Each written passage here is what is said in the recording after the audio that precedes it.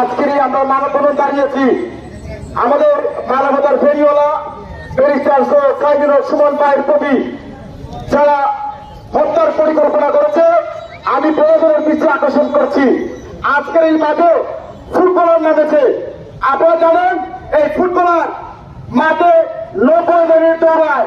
ওদের আমরা আশা করি যদি প্রয়োজনে আগামী 1 সপ্তাহের মধ্যে আমাদের সুমন ভাই হত্যাকারী পরিকল্পনাকারী তাদেরকে যদি গ্রেপ্তার না করা হয়, তাহলে এই ফুটবলার মাঠে যেমন দৌড়াবে, এই রাজপথে দৌড়াবে। আমাদের ফুটবলার কোনদিন রাজপথে আসলে একমাত্র রাজপথে এসেছে আমাদের ফুটবলকে তিনি বাঁচিয়ে রেখেছেন।